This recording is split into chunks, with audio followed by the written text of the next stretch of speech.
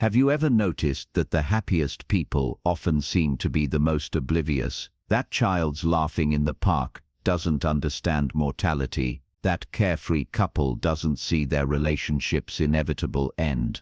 That joyful elderly man hasn't read the existentialist philosophers who would tell him his life was meaningless. Could it be that wisdom, the very thing we chase and celebrate, is actually the poison that destroys our happiness? Arthur Schopenhauer, that gloomy 19th century German philosopher, certainly thought so. He proposed something that challenges our entire educational system, our pursuit of knowledge, and our modern fixation on awareness. What if the more you know, the more miserable you become? Intelligence and knowledge were supposed to be our salvation. We built universities, created encyclopedias, and now carry the sum of human knowledge in our pockets.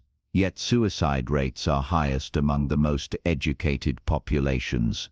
Depression plagues academics more than manual laborers. The countries with the highest IQs don't report the highest happiness levels. Think about the last time you learned something that you wish you hadn't. Maybe it was discovering an uncomfortable truth about someone you admired, or learning about some environmental catastrophe you can do nothing about. How did that knowledge affect your mood, your day, your outlook on life? Modern psychology has given this phenomenon a name: depressive realism. Studies show that people with mild depression often have more accurate perceptions of reality than their non-depressed counterparts. The clinically happy among us are frequently operating under delusions about themselves, their prospects, and their control over the world. So what exactly does wisdom reveal that destroys our happiness? Let's dive into the specific curses of knowing too much.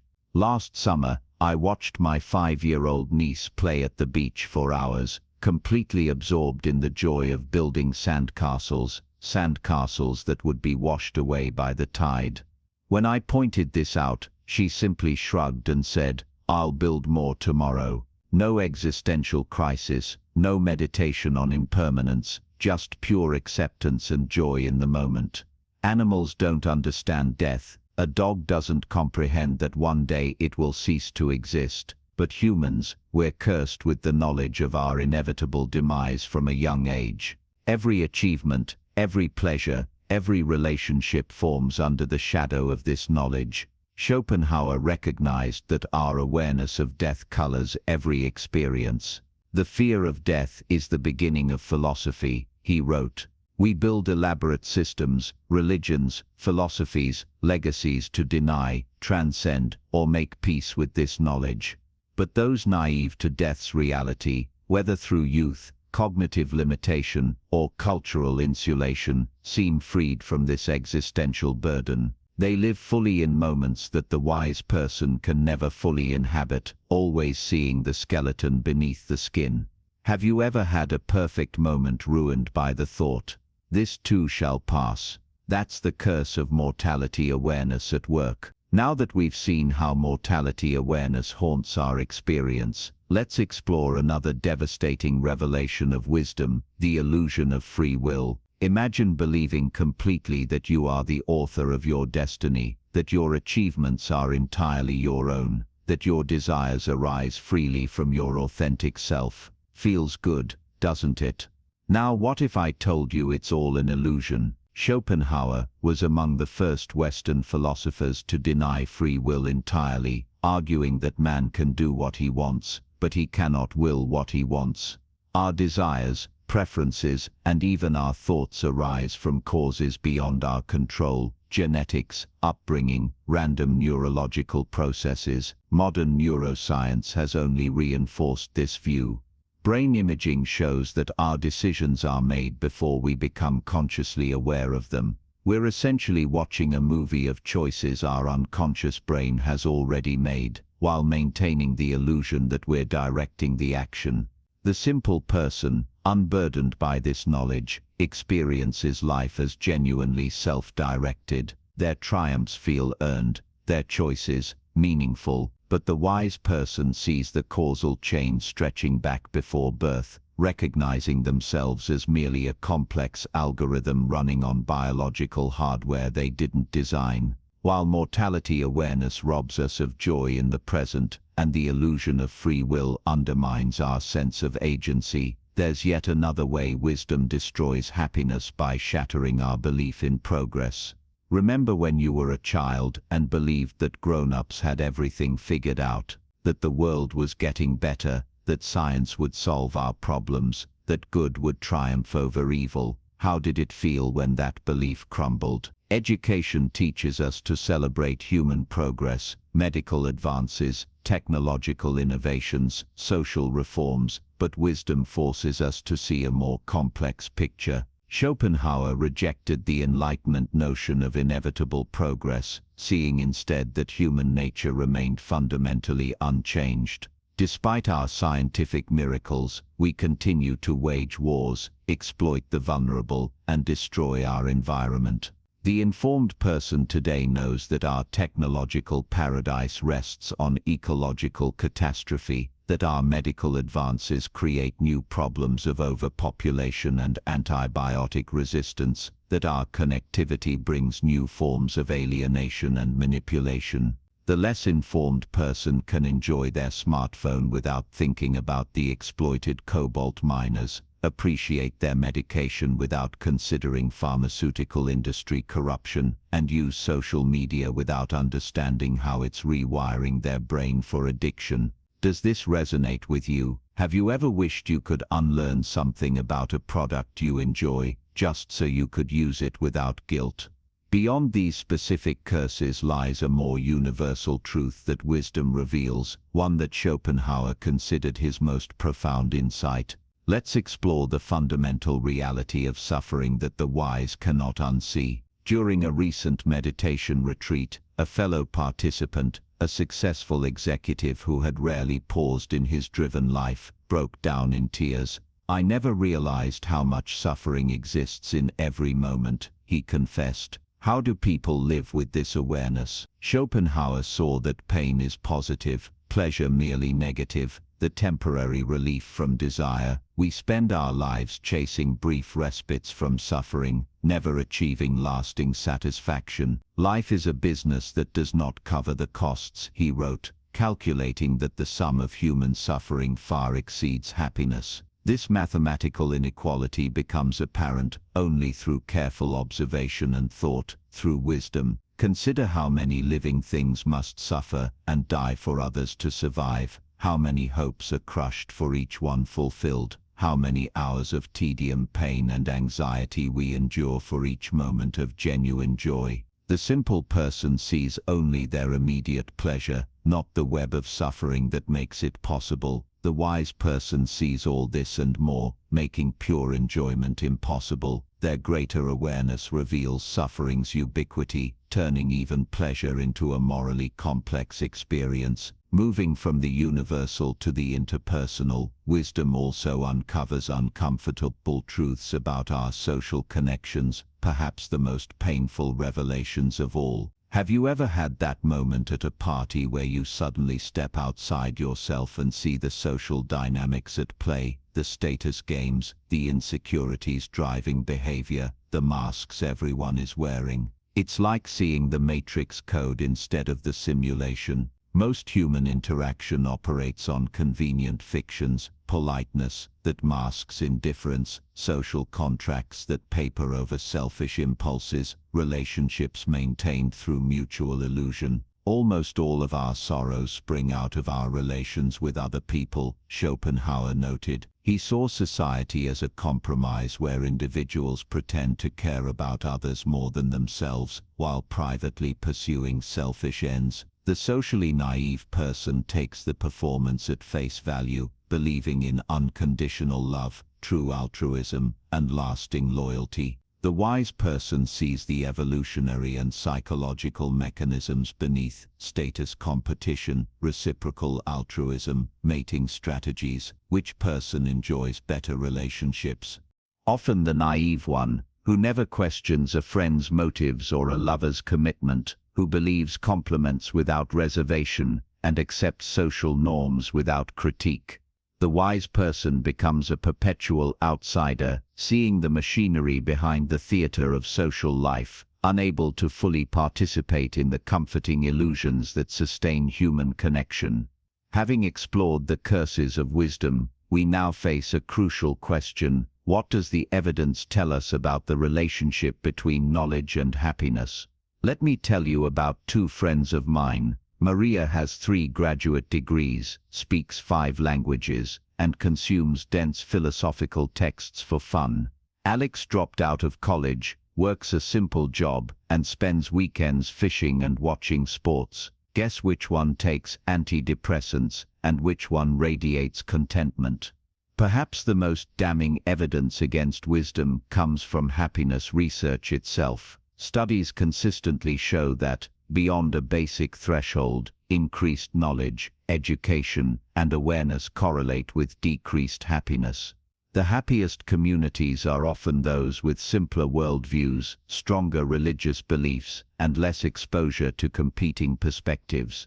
The happiest individuals typically score lower on measures of reflexive self-awareness and higher on measures of flow, the ability to lose oneself in activity without self-consciousness. Schopenhauer recognized this, recommending artistic immersion, aesthetic contemplation, and compassionate action as temporary escapes from the suffering caused by knowledge. But these were merely palliatives, not cures for the disease of wisdom.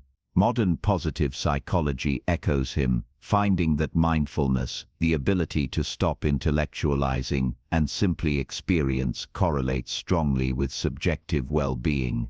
In other words, happiness often requires turning off the very faculties that generate wisdom. What does this mean for those of us who've already bitten the apple of knowledge? Are we doomed to unhappiness? To answer this, let's examine how philosophers throughout history have responded to this dilemma. Throughout history, wisdom has been seen both as a path to enlightenment and a burden that diminishes happiness. Ancient thinkers like Socrates and the Buddha emphasized self-awareness and detachment.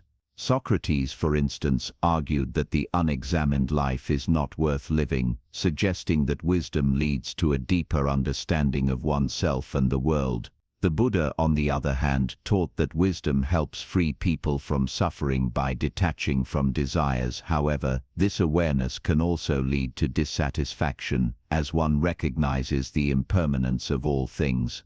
In modern times, existentialists like Friedrich Nietzsche and Albert Camus present wisdom as a double-edged sword. Nietzsche believed that deep understanding often isolates individuals, making it difficult to engage in everyday joys.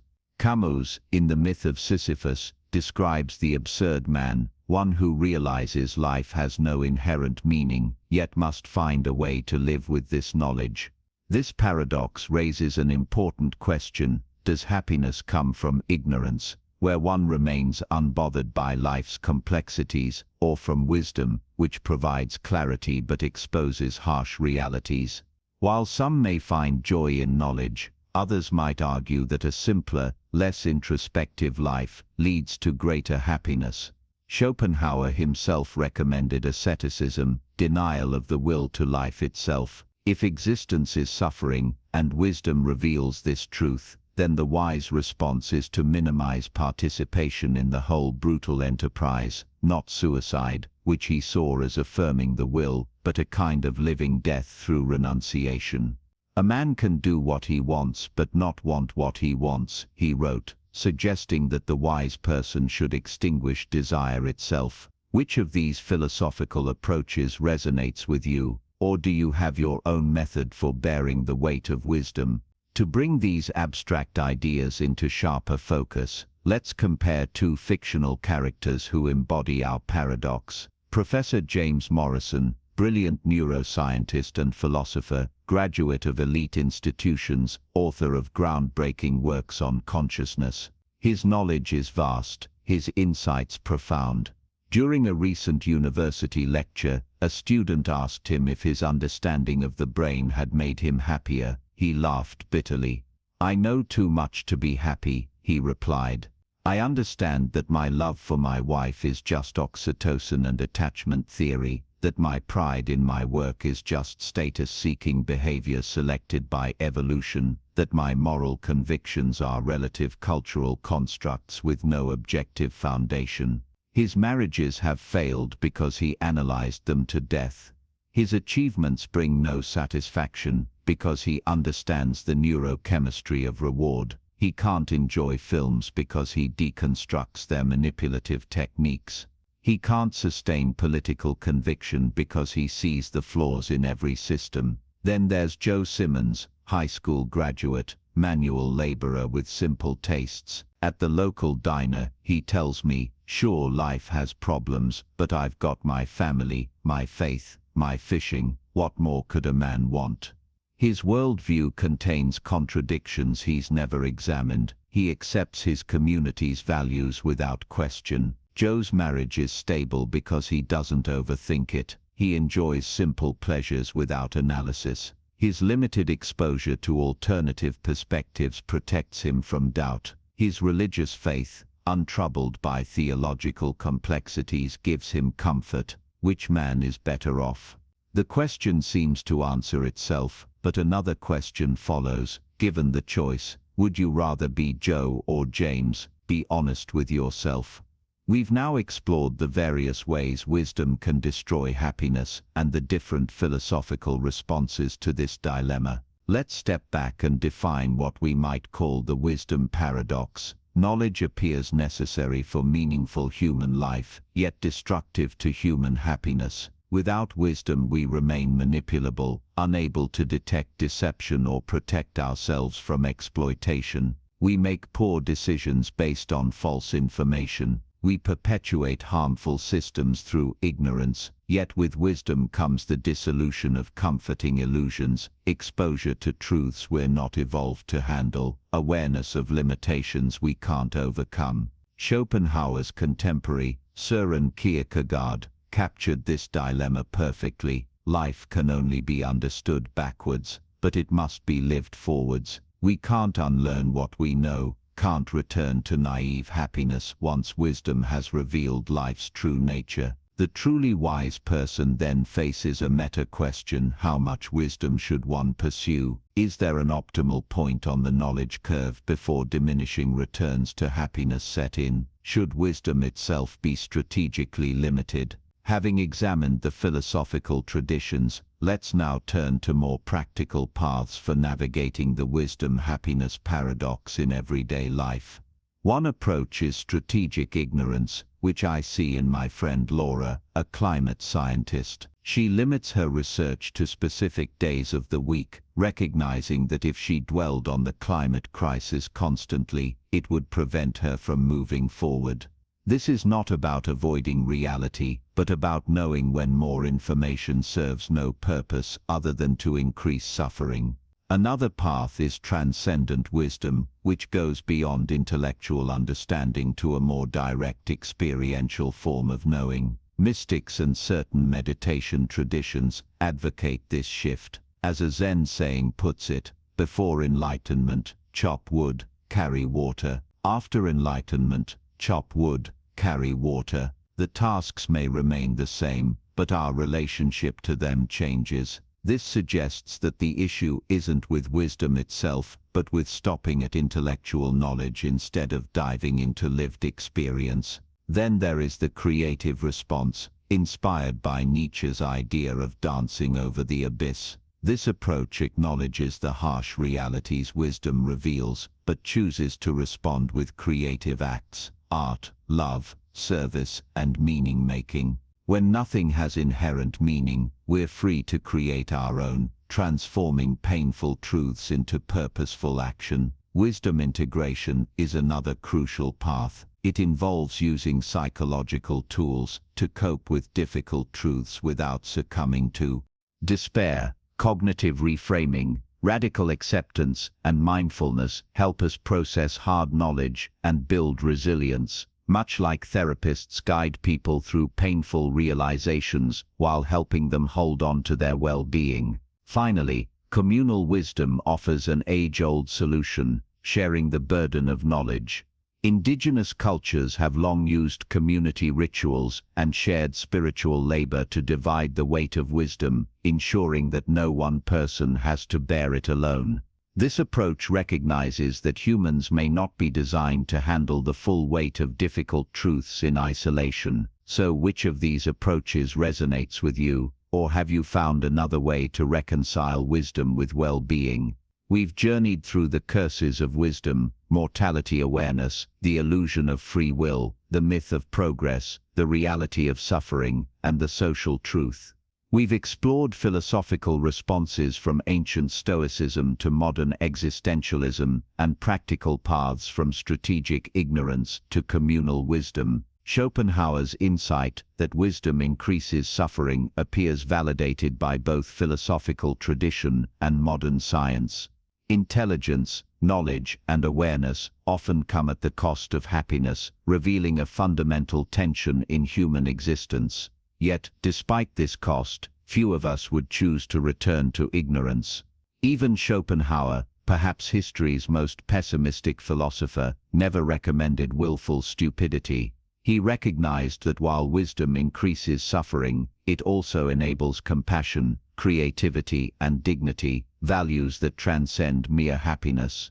Perhaps wisdom's curse is also its blessing, the burden that gives human life its weight and significance. What makes humans distinct from other creatures is precisely our capacity to know too much for our own happiness, yet to bear that knowledge and create meaning despite it. So what will you choose, the blue pill of blissful ignorance, or the red pill of painful wisdom? Before you answer, consider that the very act of choosing, of weighing consequences and examining values, already reveals your commitment to wisdom over innocence.